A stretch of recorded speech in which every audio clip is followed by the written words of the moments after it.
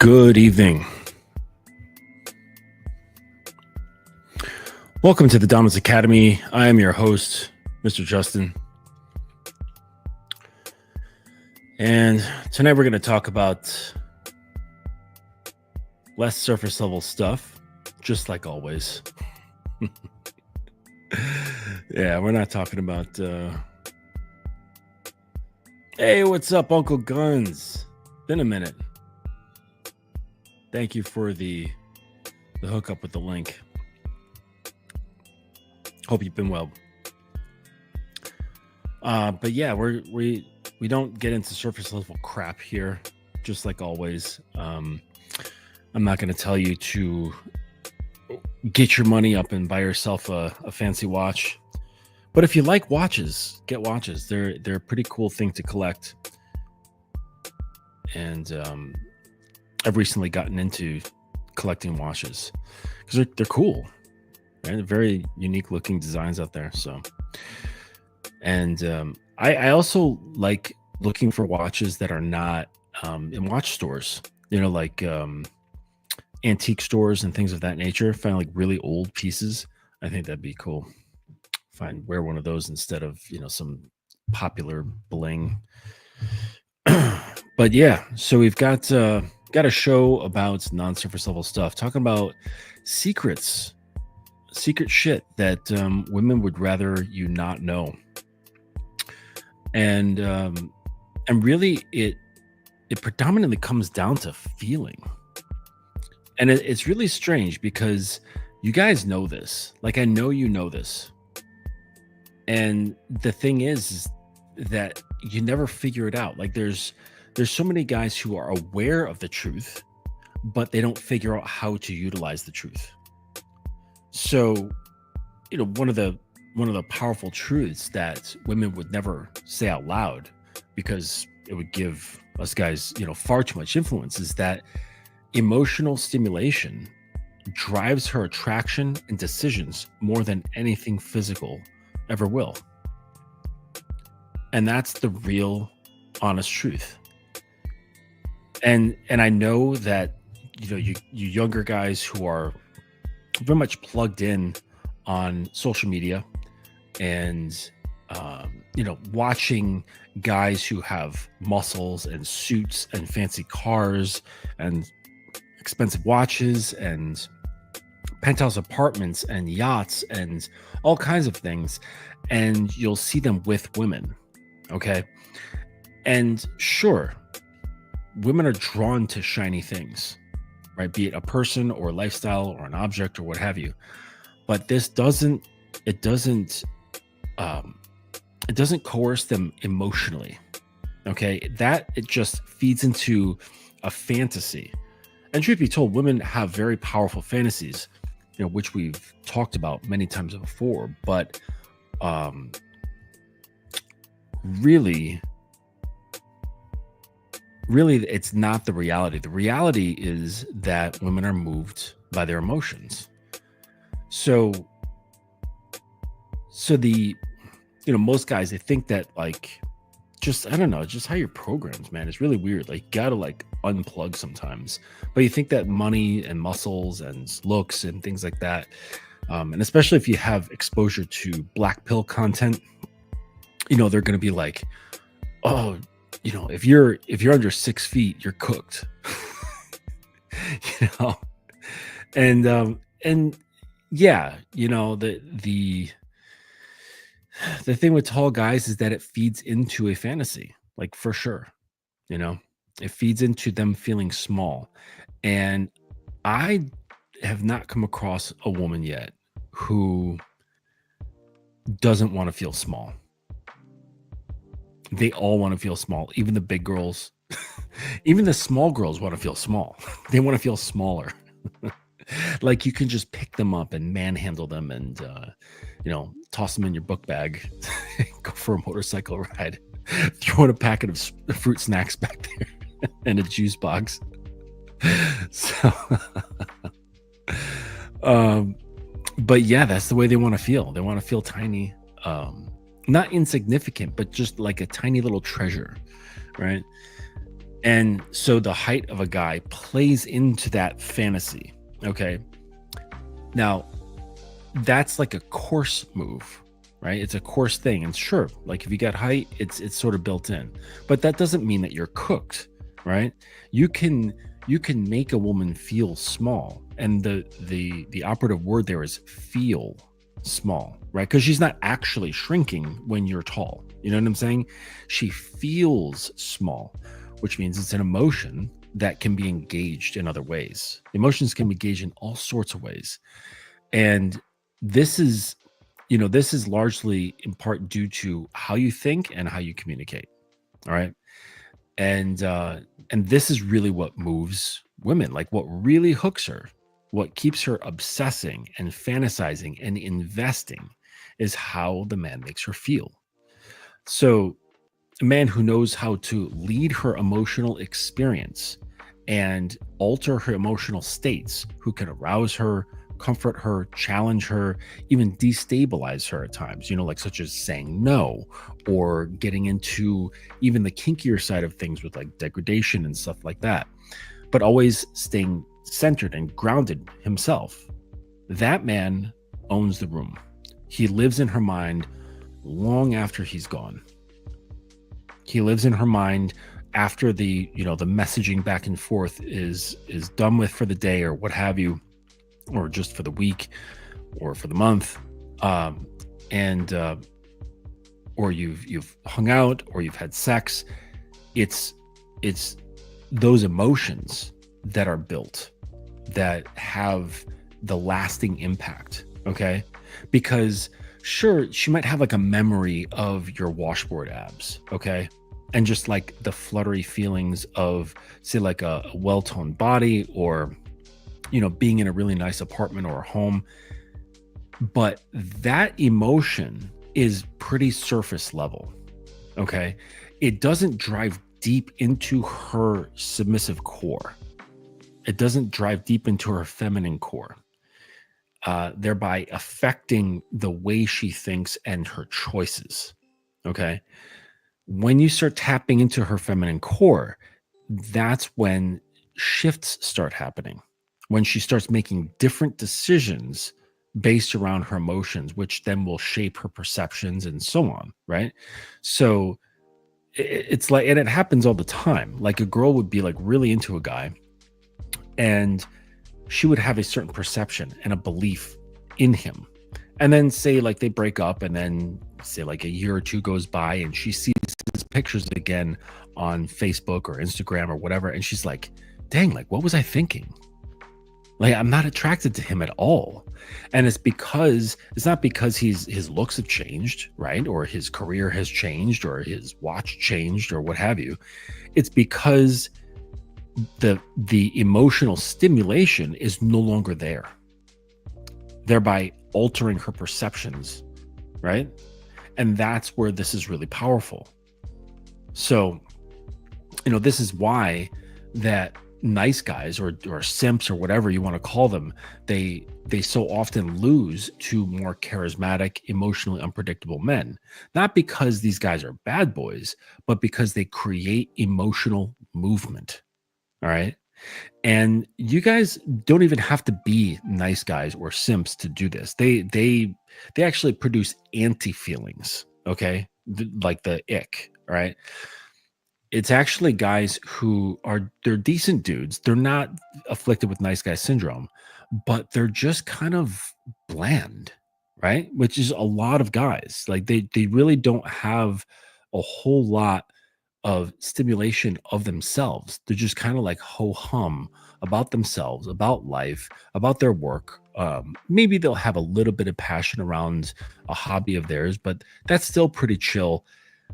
They're just very nondescript, right? And this is being nondescript is not going to get you anywhere, right? You have to learn yourself and tap in better with yourself in order to be able to tap into someone else, right? Because, by understanding yourself, you understand other people.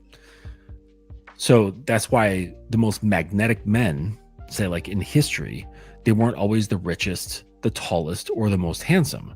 They're the ones who can own emotions, and you know, they're the ones who can own her emotions without being owned by them.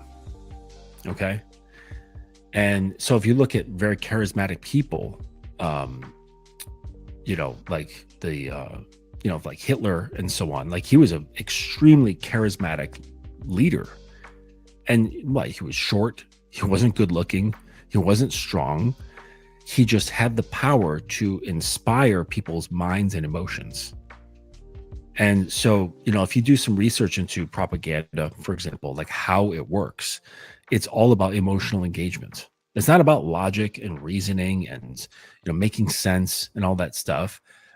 Where the way a lot of guys do, they're like, well, I'm of course, like, I've got a good job, I'm good looking, I'm not an asshole. Like, of course, it only makes sense that you should be into me. Why aren't you into me? And it's because his delivery, his mindset, everything about him is bland. It's like an unsalted cracker dipped in water. Speaking of water. And so there's nothing there that charges her up. Right?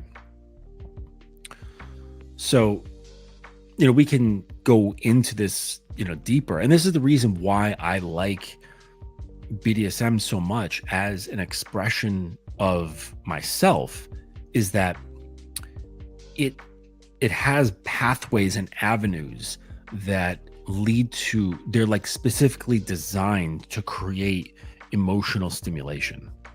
And then when you combine the physical stimulation with it, then it becomes super intensified. Okay. So like I've told you guys, like I've got submissives at a distance in various countries. There's ones locally to me, but there's something magical about the distance because, as shout out to Steve, he says, touching her without touching her, which is essentially to say to ignite her emotions without having to use your body at all, just your mind and your voice, and having her move and respond to you like like a puppet, like a marionette. Okay. And then when you do have physical contact with them, it's like oversaturating something. It becomes overwhelming. And it doesn't even have to be sexual touch. It could just be something light across the face, right? It could be something simple yet bold, like just holding her by the back of the neck, because you've supercharged everything prior to that to then make like a reality moment out of it, coming up like on the back end of that, it just shoots it through the roof. Okay. So that's why it's super important for you guys to learn how to communicate more effectively and be able to inspire.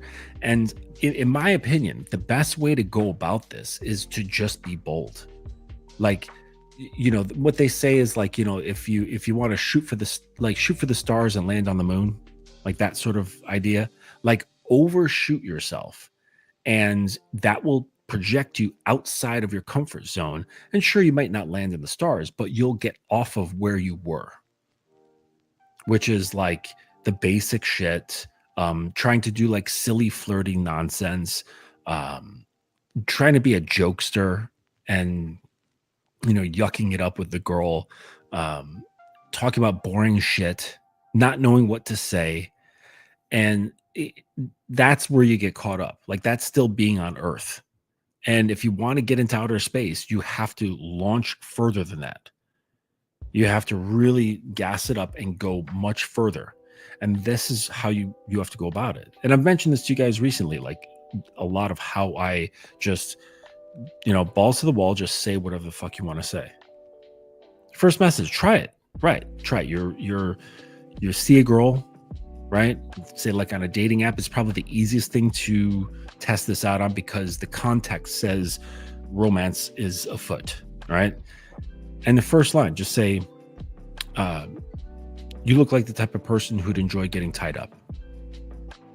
Now, if she bites, be careful, or actually be prepared, right? Like, don't like, be prepared to follow through. And she's like, oh yeah, well, you were you guessed quite right.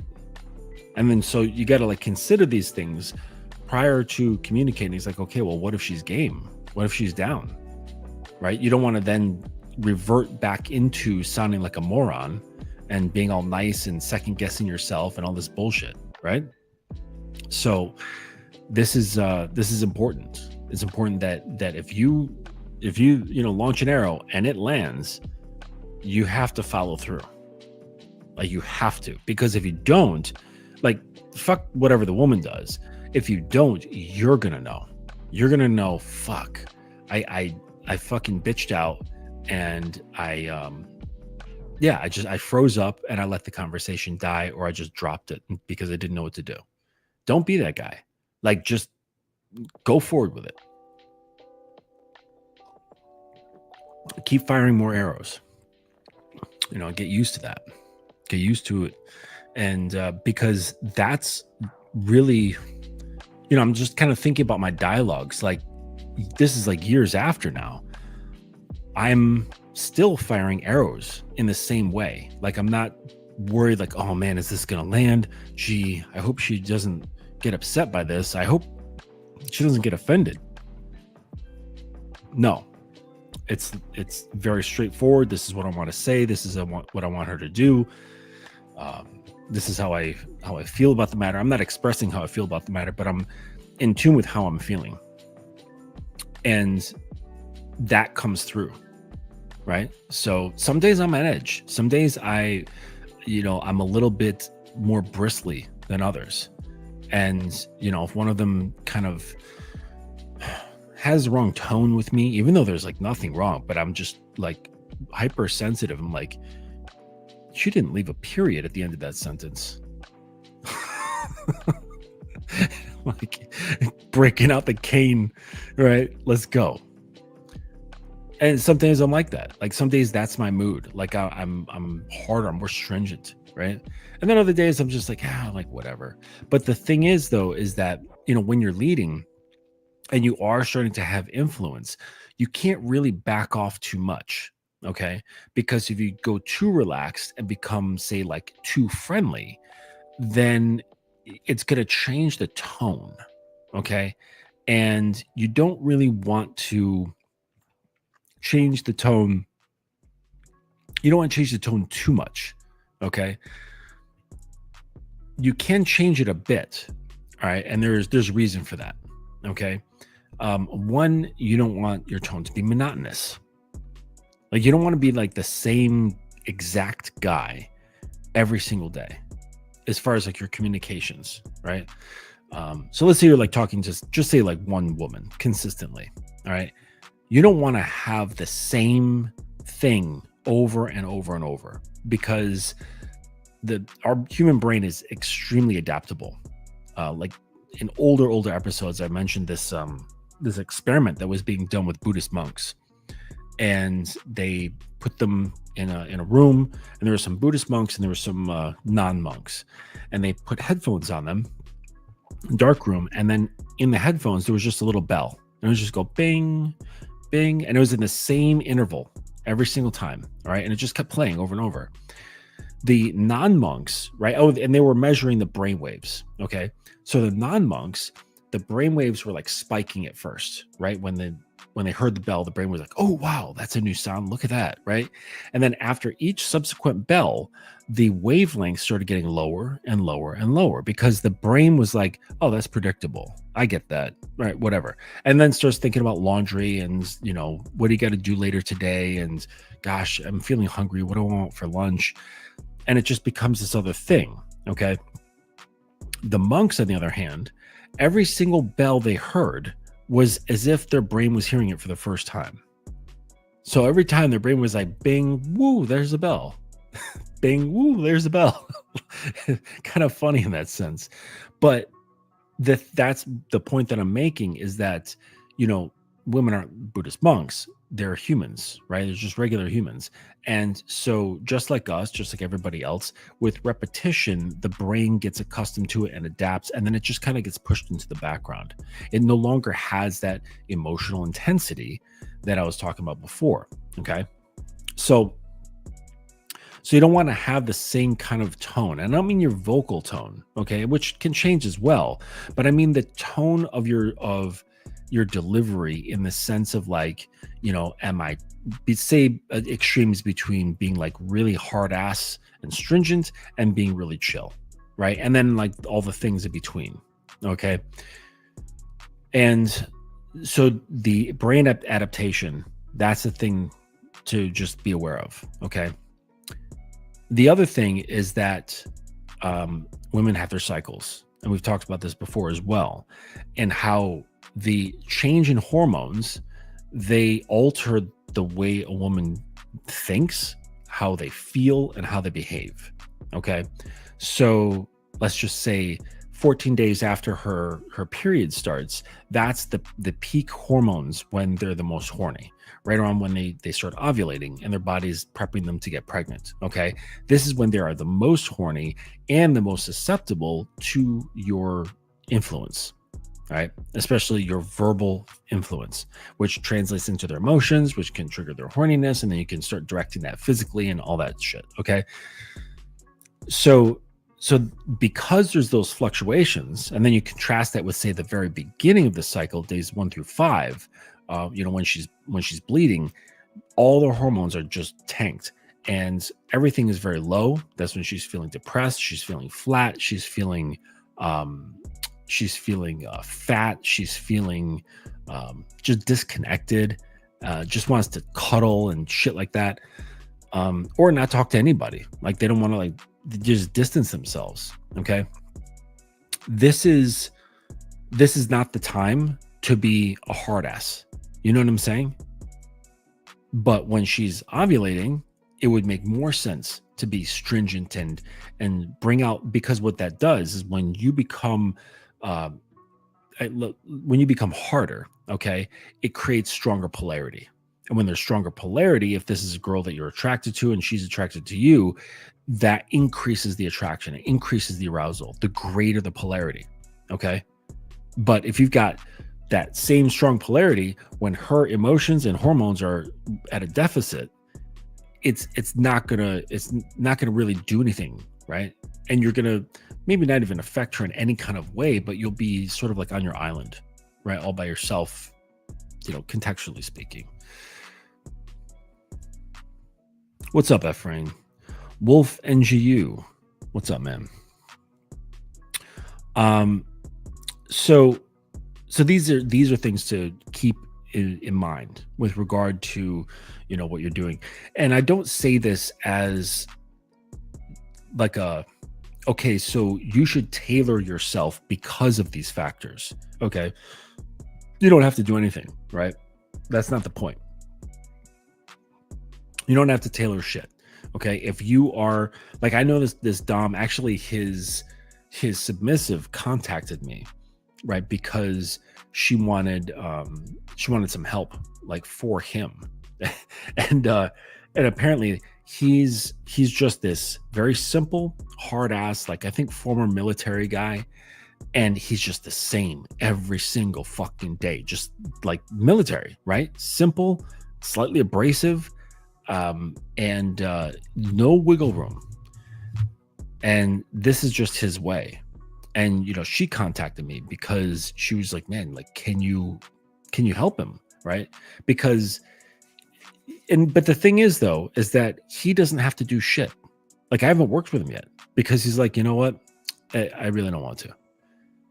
And that's his prerogative. Like, if you're that guy, which whatever style it is, but we're just using him as an example, and you like it, this is how you want to be, then stick with it. You know what I'm saying? Because it's not about you having to adapt, right? So just understand that's really the truth of the matter. What I'm doing is just bring up this information for those of you who might be confused, right? Who might not understand that it's not always easy. it's not always easy for like where the woman's at, but you certainly don't have to give a shit. I don't give a shit if you do or don't give a shit. Just putting it out there. And I know dumbs that really do pay attention to these factors, and they do concoct things with knowledge of her states. And then because of that knowledge, they can have greater impact, right? And then you have to call into question, it's like, well, are your actions being led by her states? And then if that's the case, then who's really in charge? Is it you or her states? Or are you just playing to her states? You know what I'm saying? But then once you engage the states, then he's in full control. So it's weird. You know what I'm saying? Whereas like the other guy, like the old military guy, there's no question. Like he's the one who's in control. But the thing is, though, is like his submissive is calling on the help of another dom. You see? So there's always a downside to whatever choice you make. Always. There's no perfect formula. Just know that. Now, should she? Like in an ideal world, she would have. Oh, actually, I think she did ask permission. So scratch that. Yeah, she did. So I'm pretty sure she asked permission to contact me and ask questions about what I do, which is the right thing to do. I think that if a woman is under you, that she should be asking permission to do all sorts of things. Especially I think in the realm of gathering information from another man, because you want to be able to, monitor. You want to be able to monitor what's going on into her head. It's really important, especially like if this is your woman, or this is your submissive that has devoted herself to you. Part of your job is to protect her mind. That's half the reason why a lot of women are fucked up today. It's because they have, they're naturally influenceable or easily influenced. Let's say that women are naturally easily influenced. It's just how they are. That's how nature is. You know what I'm saying? Like, you go into the woods and you could bring like some chemicals and shit, just pour it into the ground, and like the trees will just suck that shit right up. You pour gasoline at the base of a tree, the tree will just suck it right up. Like nature is extremely absorbent, right? Versus like man-made shit. You pour gasoline on some steel, it just runs off. You know what I mean? It doesn't penetrate very well. So, but women are like nature.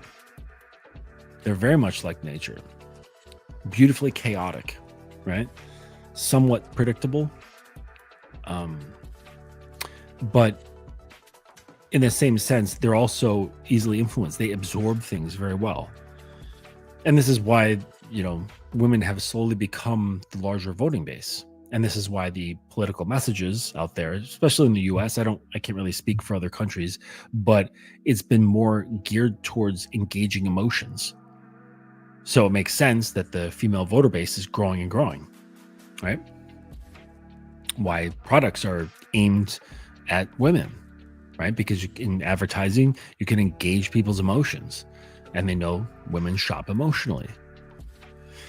So it's a beautiful thing, but it's a shitty thing, right? Just being absorbent. Because the thing about absorbency is that the thing that absorbs doesn't typically get to choose what and how it absorbs. It just does. You know what I'm saying? So if you have like a sponge, it'll suck up urine, it'll suck up clean water, it'll suck up gasoline, right? It'll suck up poison. It doesn't matter. Like it's non-bias, right? It doesn't have a bias towards whatever it sucks up.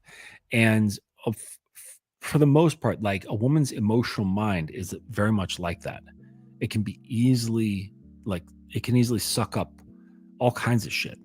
So if you've got a woman under you, or you have a submissive who follows you, it's part of your job to protect her mind. right? Because I'm just going to assume that if a woman's under you, you're taking care of her in various ways, right? You're minding her mental health, physical health, her social health, her financial health. Like you're monitoring things to make sure that shit's not fucked up, right?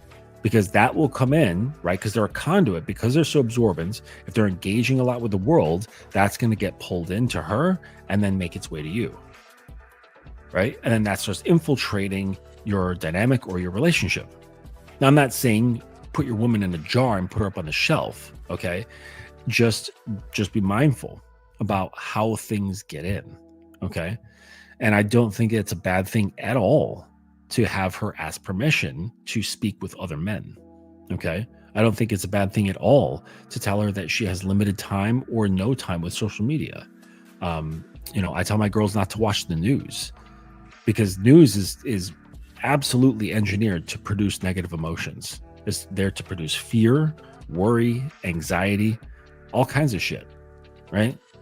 I mean, they have the power, they have the know-how to push positivity, right? To push enlightenment, but they don't.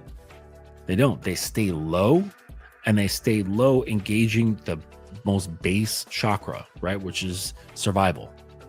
And the easiest way to engage people at their lowest vibration is to instill fear, because that's the most base survival emotion, is the fear of death, right? So it's like, well, don't want that to happen. But it's not conscious. It's all subconscious and energetic and emotional. So you just engage that, and you've got people on the hook. You got people doing all kinds of crazy shit, such as wearing paper fucking diapers on their face and staying in their homes for weeks at a time, right? All you got to do is just engage their emotions. And the biggest, I don't want to get political or anything like that, but like the biggest, I guess, like consumers of that whole wave of like feeling and information and both giving and receiving was women. And then you've got the vast majority of guys. Are these strong leaders, or are they wet towels? The majority of guys, let's say like married men, the majority of married men, I'm willing to bet $1,000 or more. I don't care, because I'm going to $10,000, $100,000. I don't care, because I'll win. But the vast majority of them are not strong leaders of their family, guaranteed.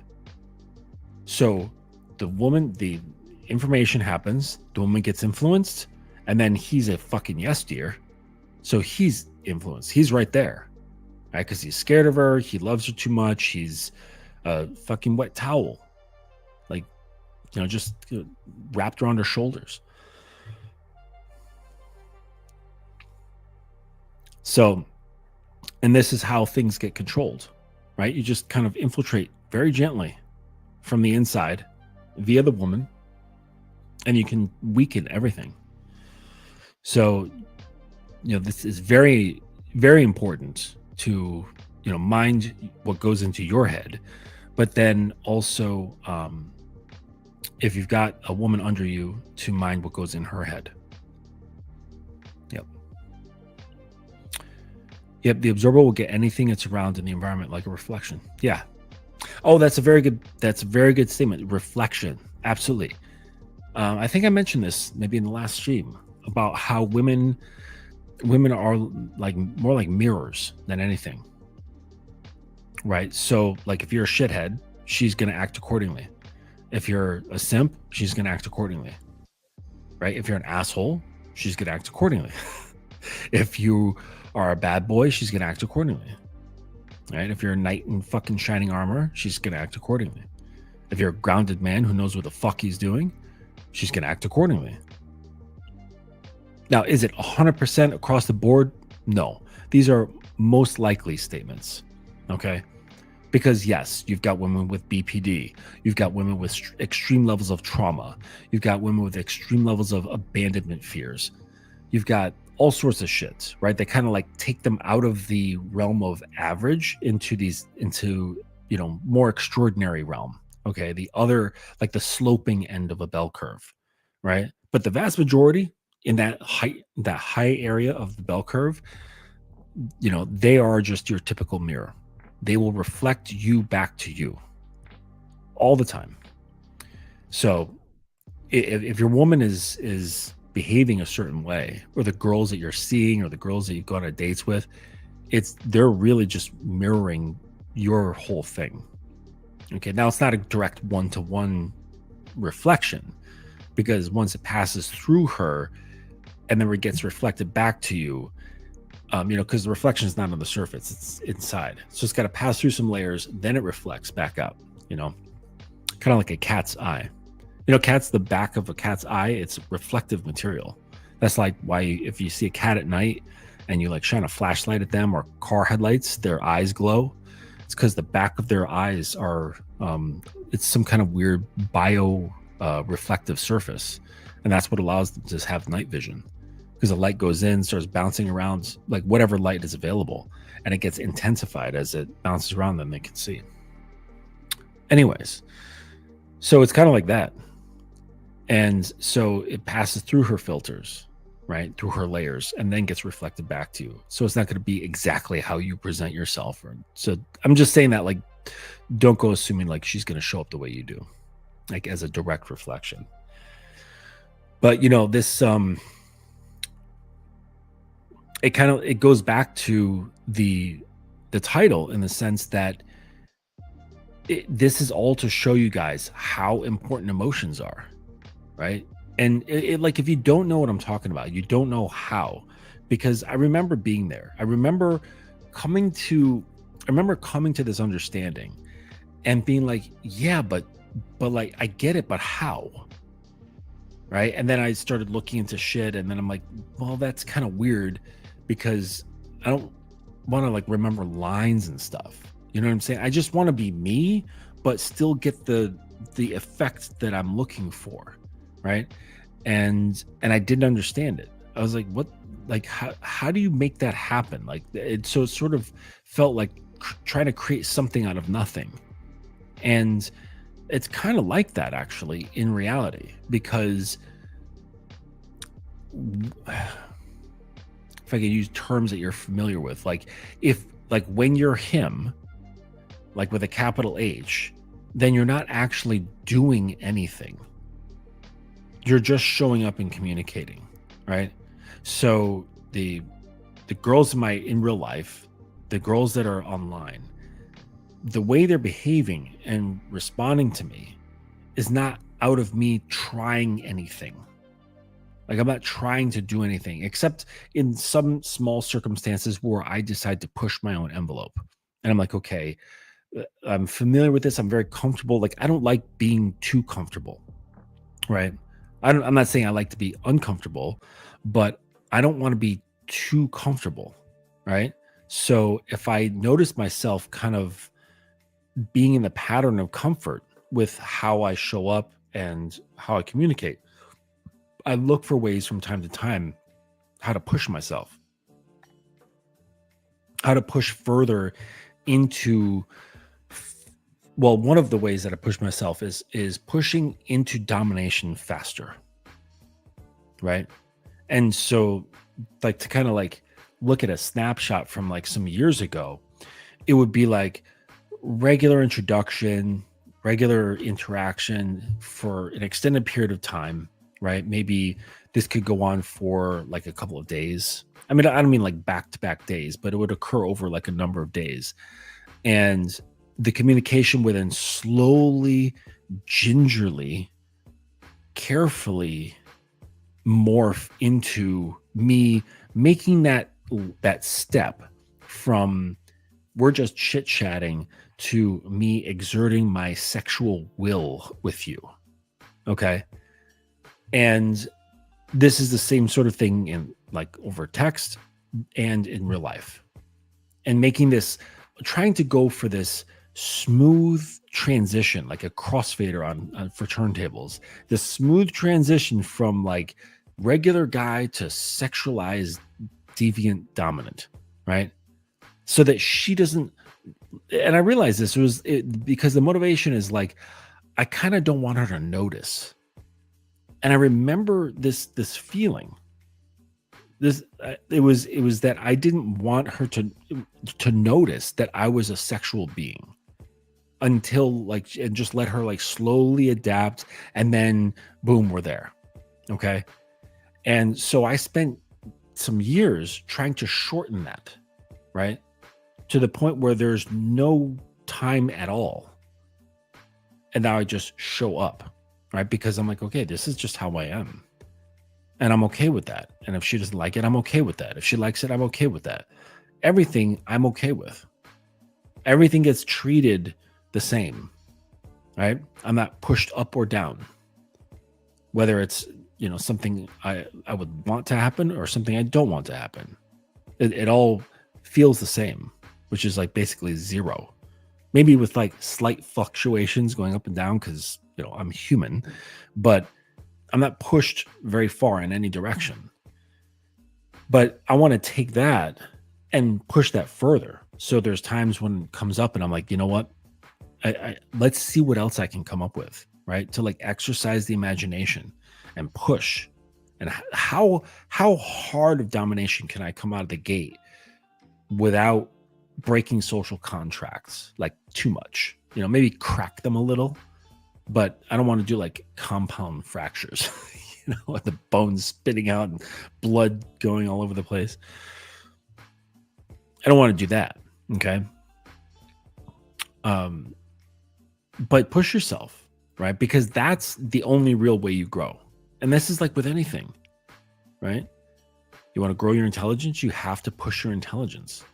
You want to grow in the gym, you have to put on either more weight or more intensity, right? So you have to push just slightly outside of your comfort zones, like a little bit each time. You can't do the same routine with the same weights and the same intensity and expect results, right? Your body's not going to change because there's nothing to adapt to, right? So every time you push yourself into something that's just slightly outside of your comfort zones, it's enough where your CNS, like your central nervous system, doesn't get overtaxed. And it's like, I think I got this. Yeah. I think I can handle this, right?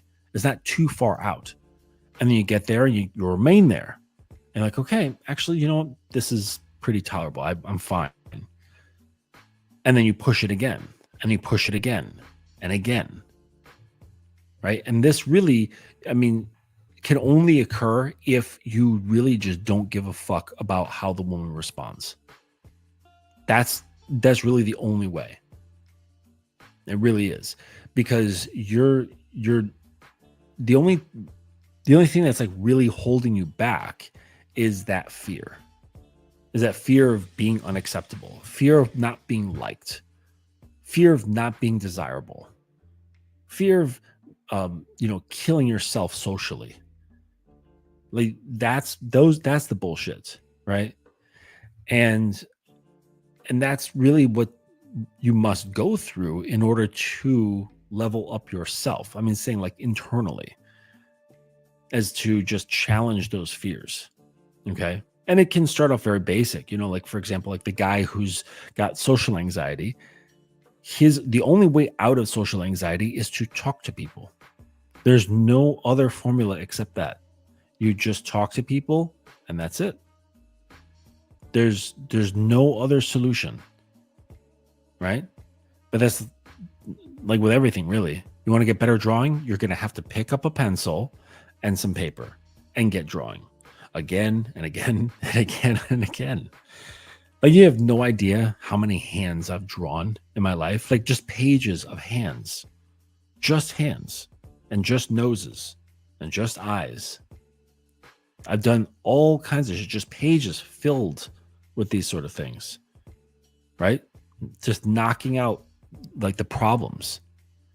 Because when the other part of doing this is you get to see where you're failing, what things are difficult, what challenges you emotionally, right? Or what challenges you on a more technical level. So the only way to see those things is to go out there and make mistakes. And it's like, oh man, I don't know if I can make a mistake. It's like, well, what you expect? Like the first woman you talk to that you guys are going to get married and have children? Like, come on. Don't you want to get good at this? Don't you want to be able to just talk to a woman and you've captured her? Like the excerpt that I was reading, right? The submissive, she was saying, how can a man who's far away make me feel as though my soul has been fucked? That's shit done with no hands, no physical presence, right? Don't you want to be able to do that? Like effortlessly. I don't mean like trying, like, okay, I'm going to set up a strategy and like write some lines, like work it out and like rehearse. Okay, and then what if she says this? Okay, if she says this, I'll say that. And then if she says this, I'll say that. And none of that. It's just like freestyling, right? And it's just very natural. Don't you want to be able to do that?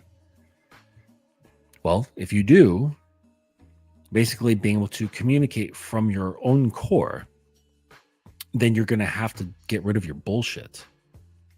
And a lot of your bullshit is just connected to your fear. So you got to look into that fear, what those specific fears are, and admit them to yourself. And then take some time to sort out why that is there. Okay. Well, actually, the first one is identification. The next one is to ask yourself if that fear is justified. Is it a justified true belief? Or is it just a belief? Okay. Then once you get past that, then you start figuring out with just some time and some writing of like where that fear came from. Where did that belief come from? Right. And you could get it right or you could get it wrong, but it's the idea that you're exploring and trying to figure out the why. Okay. And then when you get to that point, that's when you can start changing your patterns, right? Start using the hatchet and the compass on yourself. Okay. And the thing is that like after you learn these things, you're going to be teaching them, right? Because they say to dominate someone, you must first dominate yourself. And that means dealing with your bullshit. Because how can you deal with a woman's bullshit if you haven't dealt with any of your own? Right? Now, sometimes that might mean therapy. Sometimes that might be getting a coach. And sometimes that might be just hunkering down and doing the work on yourself by yourself. But either way, you have to deal with the bullshit. It's a requirement. Because if you don't, it's going to taint everything you do. And then you won't be able to truly engage her emotions, right? Because what is engaging with her is something that's contaminated, right? So if you've got like some shit in your head from your childhood or whatever, that no doubt is playing some sort of role in how you interact with the opposite sex. It's going to modify it in some way. Okay. And this like is not the best pathway forward. Let's see here. Ephraim, when you say you're him, it's because you've already communicated with yourself, already knowing your own desires and purpose through being connected with your truth by taking the necessary actions. That was one long fucking sentence, bro. But yeah, pretty much. It's just having clear communication with yourself, which leads to better knowledge of self. It's doing the shadow work, like the Jungian shadow work. Ask ChatGPT to help you with, strategies and techniques to work on your shadow in the Jungian fashion. And it's acceptance of all those things, right? Getting to know everything about you, including the fucking skeletons in your closet. Okay. And accepting that shit and not being like, oh no, I'm fucking perfect. No, you're not. You're a piece of shit, just like everybody else, but you're a special piece of shit. I'm just joking though. But, yeah, not purpose though. Purpose is very easy, right? The purpose of males is to become a man. That's it. That's the, when you hear people say like, I need to find my purpose, or I'm really on my purpose now. Usually when they say that, they're talking about some sort of hobby or some sort of external focus or a career or whatever. That's what those things are. Like, that's like your career isn't your purpose. It's a career. That's why it's called a career, right? Um, your your hobbies are not your purpose. That's really just your hobby. When people say purpose, when you think of that, it implies meaning. Okay. And it's like, well, okay, that's been like the plague of humanity since we crawled out of caves and started thinking, where we're like, well, why are we here? What's the point of all this? And for some reason, you guys, like humans, have such a hard time with not having meaning, not having a reason. Like, what if there is no fucking reason? It's just dumb luck. That's it. It's just random dumb luck. There is no purpose, right? And then people say, oh, but you can make your purpose. Well, you can, yeah, sure, you can make up a reason to be living, okay? But I don't know. It doesn't have to be very deep. It doesn't have to be spiritual or anything like that. But I'm looking at it in a very essential way. And the only real purpose for a male human being is to become a man. And this is when you change from being just your species into something more advanced. And when it becomes more advanced, it shifts out of the category of just species, right? This is why I talk about how males operate more like animals, right? They're easily emotionally triggered. They're easily manipulated with food and pleasure. They're easily manipulated by fear, okay? They act just like animals. You know what I'm saying? You could have a ferocious dog, and you could just have like a fucking one of those poppers for 4th of July, and it gets scared as fuck and runs off. You know what I'm saying? You put a dog in heat in front of it, and it can't think fucking straight. All it does is want to fuck. You put some of those treats, right? Like special doggy treats, and it could smell that shit from 10 feet away. All immediately is drooling without any control. It's just drooling because it's like, oh my gosh, I'm going to taste that thing so bad. That's all it can think about. And this is how males operate. You operate out of impulse, out of physiological impulse and emotional impulse. And impulses are not choices, right? They're involuntary responses. While men, we don't operate out of involuntary responses because we're in control. We like to be in control. It makes us feel less like an animal and more like, well, more special, I guess. You want to say better? Fine, say better. It's better. Because you're not moved. There's something to be said of that which cannot be manipulated.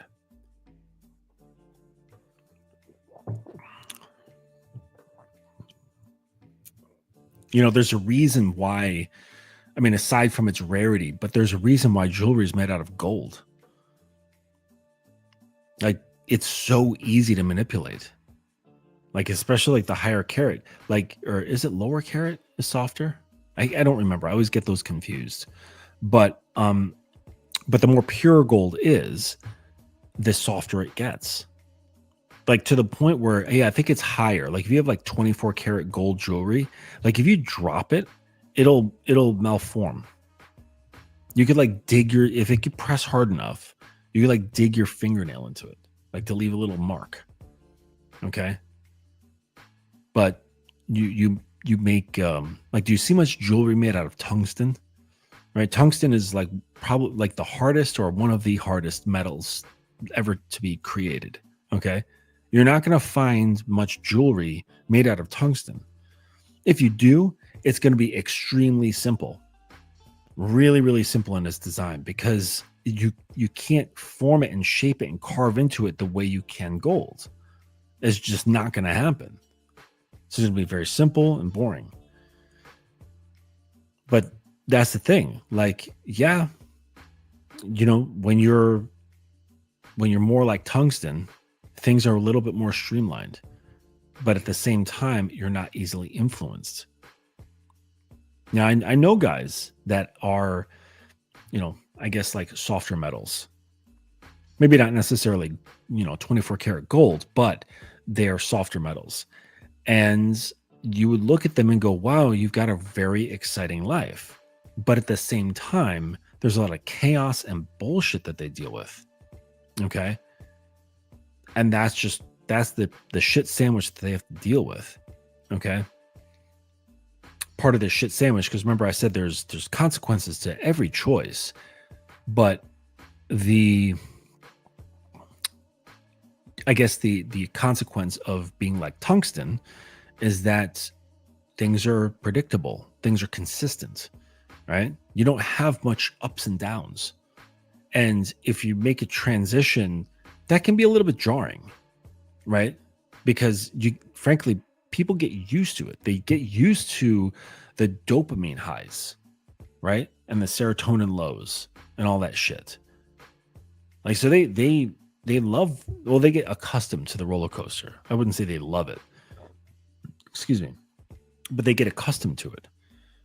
And once that stops or they taper it off, then it's like there's a period of like, man, this is too boring. This is too just regular, right?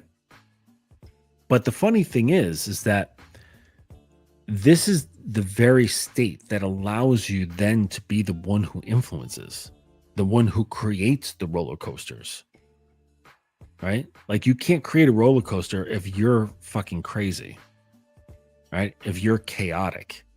You have to be able to think clearly, act clearly, speak clearly, without much influence at all. And that's when you can be the influencer. So you have to choose. You can't be both. You can't be the influencer and the influenced. It doesn't work that way. So this is a, important choice.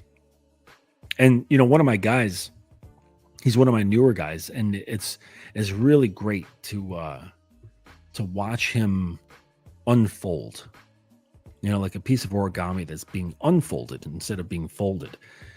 That's what's happening to him. And he's just like totally making the shift into my neighborhood. And he's like, dang, I like living here. This is cool. And like, yeah, it's different because your mind settles, your emotions settle, and it's like quiet. There's not much to complain about. There's no upheavals or anything like that.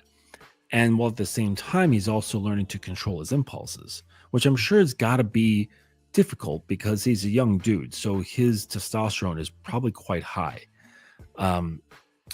And so, but he's realizing the great pleasure that comes from moving away from physical stimulation into mental stimulation and emotional stimulation. And so you can't be an influencer. You can't be the one who influences if you are easily influenced. It's just not possible. Right? Like I've said many times before, like you can't be insecure and dominate at the same time. It's like saying like, get on your knees, but only if you're okay with that. Like, what? Actually, I should try that just to see how they respond. Just to throw them off. They're like, wait, what? Like, I've never heard him speak like this before, ever. So yeah, so he's making that transition and realizing like how much more fun and exciting and unknown dealing with the mind is. versus just the coarse body, right? Which is just, it's clunky, it's easy, it's like, it's just nerves, right? Just activating nerves in different places. Woo, crazy, right? But it's like, well, what if you were to be able to get a physiological response in the nerves without touching them? That's interesting. And it's like, well, how? And then you start looking into the how, and it just gets bigger and bigger and bigger. Like the options and the ability to do so are practically limitless. And it's like not just a nerve physiological response, there's all sorts of responses that can be generated. All sorts. So now it's not only the effects that are varied, it's the stimuli is also quite varied. And he's opening up to this stuff, and he's like, holy shit, like it is so different. But once you get in there and you start mucking about, and yeah, he made mistakes, right? I don't know if you would call them mistakes, but I guess like what like normies would call mistakes. It's like, oh my gosh, she got upset at you. You fucked up. She's not talking to you anymore. You're definitely not fucking now, right? Like that's, I say mistake in the terminology and the mindset of like, you know, regular guys, you know. But he has had his magician hat on the entire time. So as it happens, it's like, who cares about the like her response? Excuse me. That's not important. It's really just looking like what he was doing, right? Was he being authentic? Was he being straightforward? Was he exercising his imagination or what have you? Okay, that's what's really important, right? And that doesn't matter because like there's always girls. It doesn't matter, right? What matters is like what you're doing and how you're doing it, you know. This roller coaster / carnival I create is from the influence I have over myself, which I then exude to the outside world. Yeah, that's absolutely it. And that's basically what art is, like in a nutshell, right? The artist is always like putting pictures in their own head first. And then they're like, okay, I want to put this on something so that I can have like a physical representation of it. And typically, like to in an ideal sense, they're not doing it for other people. They're not like, ooh, and let me see who's going to like it. Like that's not really a concern for your, you know, your quintessential artist. Really, that comes after, and then just like many artists, they're labeled as sellouts, right? Because they're just producing in order to get favor from those who are watching. And that's, you don't want to become a sellout when it comes to your own expression, right? That's why understanding yourself is the greatest tool that you have, is understanding who you are. And this goes through your wants, your needs, your preferences, all that. There's like a whole list of them, right? If you want to learn how to do that, go to my website and check out the Constitution and Program Mentoring. And this will, you know, you purchase that, and this is the thing that helps you get into where you want to go as far as what I'm talking about in this whole fucking thing, right? Because it's not a matter of like just the expression, right? Because it matters who is doing the expressing. They're like, the one can't happen without the other. Okay, I'm not saying males say can't express themselves. Of course they can, but it's too influenced by bullshit.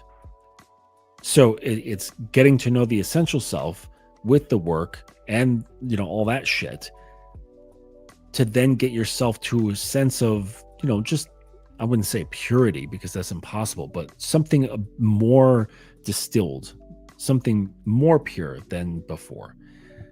And this is the foundational standard from which you can move forward. And then anything that you express off of that is going to be really genuine. All right. And then it's not going to be a problem influencing women because you're not going to have any fear because you dealt with that when developing the foundation. Right. You're not going to have anxieties. You're not going to be worried whether she likes it or not. It's like, do I like it? Do I approve of how I'm moving right now before it gets too far? Do I approve of myself the way I'm moving right now? And the fact of the matter is you get more creativity. You get to live more authentically with no doubts, with no anxiety, with no fear, and much more calm. And you don't experience bullshit with women anymore. None. You either get a world of fantastic creativity or she's just not there. Right? You no longer have women, because this is part of the program in your constitution, you no longer experience women who give you bullshit. Right? And they're entitled to give you bullshit. Like, not every woman should be like a perfect bond to your way. Like, that's just stupid, right? But it doesn't mean that when they are there, you have to keep them around because they're nice, or keep them around because, you know, she's your sister's friend, or keep them around because she's really cute, or the sex is really good. Like, if it's just not meeting what needs to be met, then out comes the axe. Right? Remember the axe, the hatchet, and the compass. The axe is there for removal. Big and heavy, it can take off a limb in one swipe. So you occasionally have to take that out. Sorry, honey, but it's just not working. Right? It's just not working out. And depending on your own demeanor, your choice, your life circumstances, and things like that, you can allow her to come back. Okay? Like, if she wasn't disrespectful, if she wasn't a fucking cunt, then you can keep the door open and say, listen, this isn't working out. Maybe take some time, but understand there's no hard feelings here, and you're always welcome back. Just hit me up. You don't even have to explain yourself. Just hit me up and we'll get together. And, you know, that's, even that alone is powerful enough, because what does it say? It says, I'm willing to let you go. I'm not really bothered by it, but I'm also not here trying to make you feel like shit. Actually, I'm, you know, being pretty cool about it and keeping my door open to you and not going to criticize you. But so it's like, it's I'm getting rid of you, but safely. Like, giving you the sense of it's still a safe place here. It's just not working out, you know? And that is a whole other feeling. Again, emotions guide women.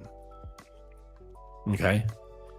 And it's like the more you get attuned to this, the better you do it, the more separated you realize you are from the rest of the humans. And you're like, holy fuck. Like, yeah, she's going to go because she didn't really feel like she wanted to get on your program, or she wasn't prepared for it. Maybe her own bullshit inside was preventing her from comfortably sitting in your program, you know, which is fine. Like, you know, everybody has their lives, but you can sit there and go, like, after you realize how much influence you can have over another person, especially women, and you're like, well, I know what's out there. I know that 98% of the dudes out there are boring, predictable, sometimes abusers, sometimes manipulators. And that's the shit she's going to pick from. And she knows it too. But she's hoping that she's going to get lucky. And she might, okay? Because that's the nature of luck. But the probability, it's pretty low. Now, I don't say that so that you can rest in your fucking bitchiness. You know, if some girl decided that she didn't want to be with you anymore, spend time with you or whatever, for whatever reason, and guys will get bitter and they're like, yeah, but I know the guys out there, they're less than me. They're pieces of shit. They're stupid. They got no game. She'll be back, right? Don't fall prey to revenge fantasies or bitterness or anything like that, right? Remember, immovable. You are the ideal state is that your mind is unfuckwithable. And yeah, that's basically where you want to be. Unfuckwithable. You cannot be perturbed or moved in any way. Reminds me of the Blob. Like any X-Men fans here, like 90s X-Men. Shit.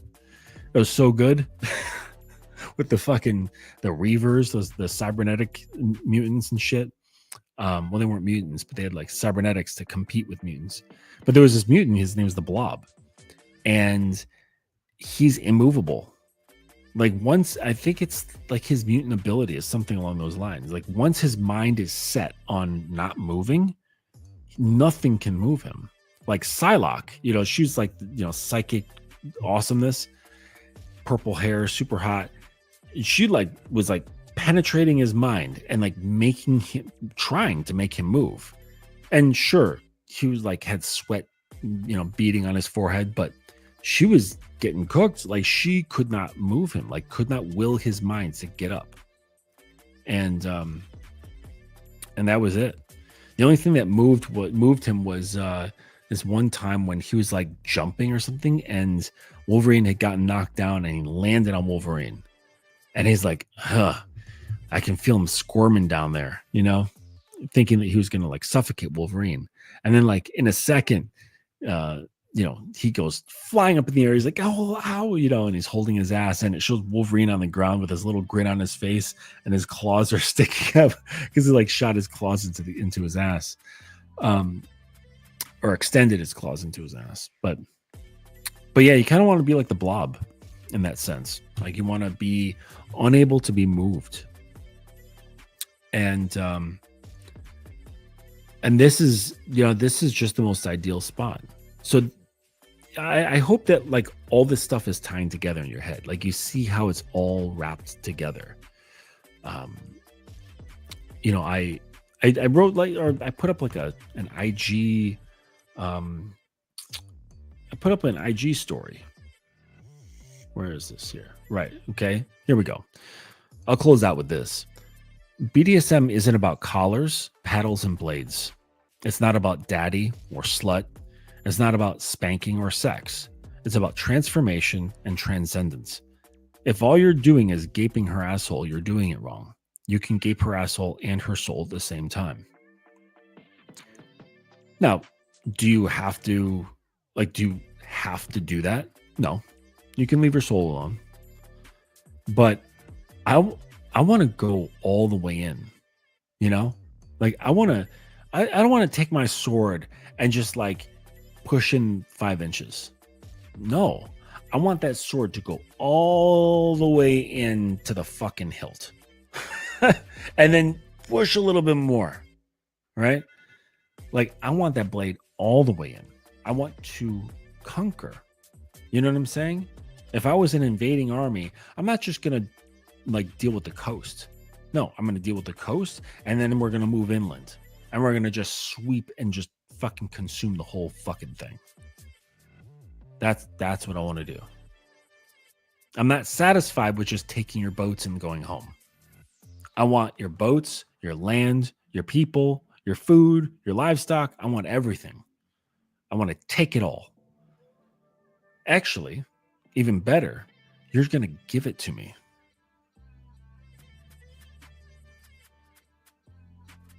So that's the other way. You're not just taking that blade and pushing it all the way through. You can just hold it, and they're just push themselves onto the blade. That's some shit. And it's a real thing, right? It's not it's one thing to beat a man by just imposing your will upon them, right? But to then have something say, I want you to do this. Like that's fucked. See, like that's what was so fucked about this whole, like, what many countries did with regard to COVID. They didn't have to have a what do they call that? Martial law, with like soldiers marching down the street and things, like with bullhorns, like, or megaphones, like, get in your homes, stay in your homes, get in your homes, stay in your homes. No one outside past 4 o'clock or whatever, rolling through with like armored vehicles and shit like that, machine guns. They didn't have to do that. Like, we did it ourselves. We just said, you know what? Yes, I'm going to listen and I'm going to stay inside.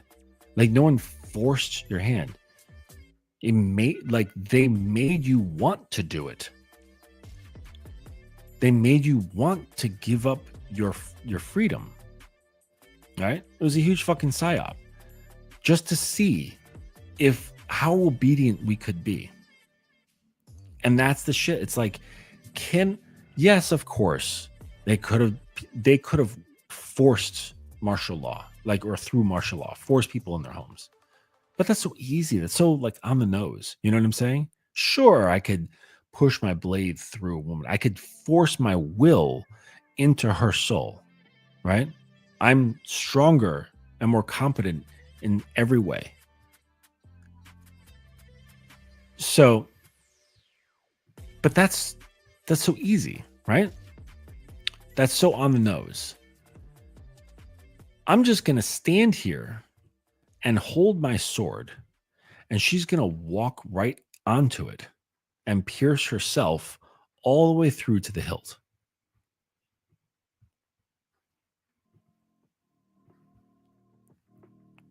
And then you take it a step further and making her say, this is what I want to do. And not making her with force, but through invitation, through inspiration, through, back to the title, emotional influence, where she feels compelled to do this, compelled to submit, because it feels so good. Just like it feels so good to buy those jeans that she saw on some advertisement. And it's like, oh my gosh, these are great jeans. Just like they said, I feel so sexy right now. She was compelled, right? And the fact of the matter is, they love to be compelled. That's why the vampire is a major archetype in romance stories. Because that's the whole thing about the vampire, is he doesn't have, of course he could. I mean, vampires are extremely fast and strong, right? They could rip your head clean off your body and, like, with no effort. Okay. But what's the fun in that? No, they want to engage with you in such a manner that they're asking, they're inviting, they're sometimes begging you to latch onto their neck and drain them. They're saying, please, please let me be your food. Please. I will do anything to be your food.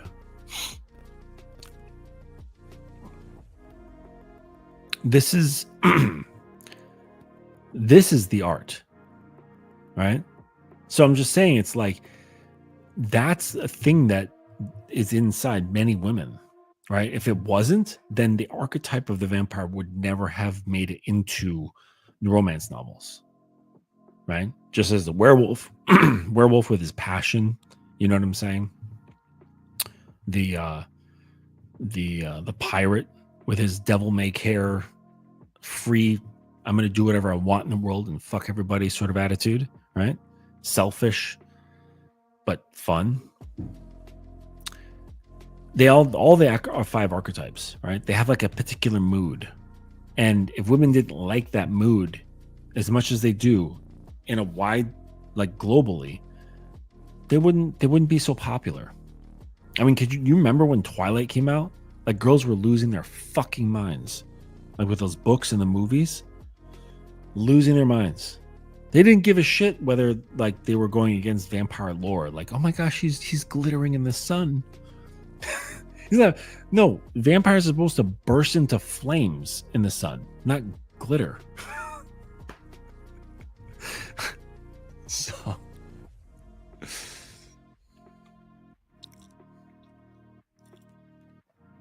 yeah. So don't fucking glitter in the sun, man. Like, be a real fucking vampire. You know? Like, what else are they? They're cool. They're super fucking chill. Like, yeah, vampires, they don't get upset, right? Nothing moves them off their square. Even a good joke. They're just like, okay. Because if you ever notice, like, whenever a vampire is communicating with someone, okay, someone that they're likely going to eventually kill,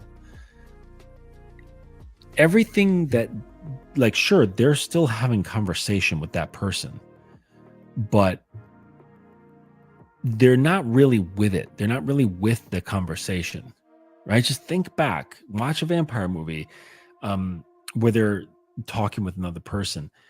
They're engaging in the conversation, but they're not really engaged. You know what I'm saying?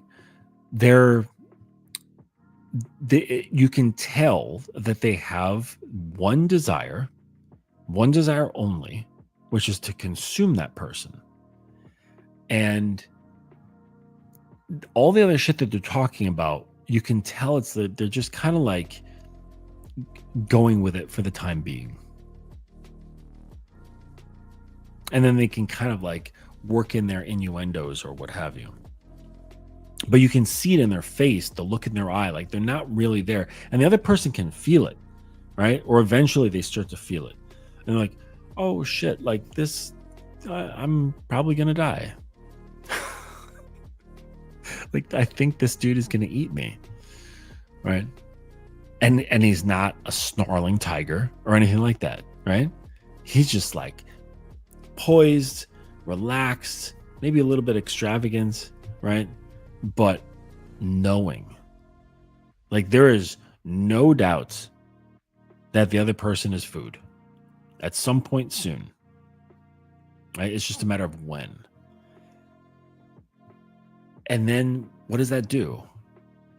Like, when there is an ending, a very clear ending that is going to happen, but it's taking its time getting there. What does that do? It produces tension. It produces anxiety, right? And the areas of the brain that fire off like excitement and anxiety are in the same area of the brain. Like, biochemically, your brain doesn't know the difference. It's just out here, the stimuli looks different, right? That's why girls get turned on when they watch scary movies. I don't know if you knew that or not, but yeah, that's why girls like scary movies, right? The jumping happens everywhere. You know, every girl likes a good jump scare. Well, like, likes it and hates it at the same time. But yeah, what you can do is get one of those Lovents. The company's called Lovents, and they make the best Bluetooth or long distance controlled vibrator ever. It's the best. And there's like the newest version of it, of the Lush. I think it's like the Lush 3 or the Lush 4 is their newest version. The connection on it is really, really good. Excuse me, because like a lot of those distance things and the Bluetooth things, the connection has been shoddy, but this one, it's really, really good. Highly recommend it. So you could have, insert this, watch a scary movie, and you can control it with your phone. So whenever there's like a jump scare, scary moment, you do like a fast flick, right? A big fast flick on the screen to make it go like a very strong vibration, right? And then in scenes where there's like creeping and building tension, you slowly increase the vibrations, right? And so now as her fear is growing, her arousal is growing at the same time, right? And then like, boom, Jason comes out and like, smashes the person's head in with a brick and the brains go flying everywhere. Like right at that moment, you fucking jack the vibrations all the way up to max, right? And then you bring it back down to like nothing, like after that scene is done. Yeah. Horror movie game with vibrators. Give that a shot. I'm sure it will be enjoyable. I just thought of that now. So, but all right, I'm gonna pull this one to a close, guys. It's been a great evening.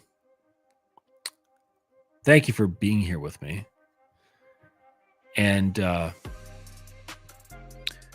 you have any questions, email me at justin@thedominanceacademy.com, where we do dominance training for men and submissive training for women. And we also help out couples. Check out my book, How to Be I've changed the name of it, Guns. It's actually How to Be a Dominant Lover, which is fantastic. But yeah, it's How to Be a Dominant Lover. All the links to my store and the various things that are going on there are in the description of this video. And if you want to get on a call, it's free. Just follow the Calendly link and we'll get to a chat.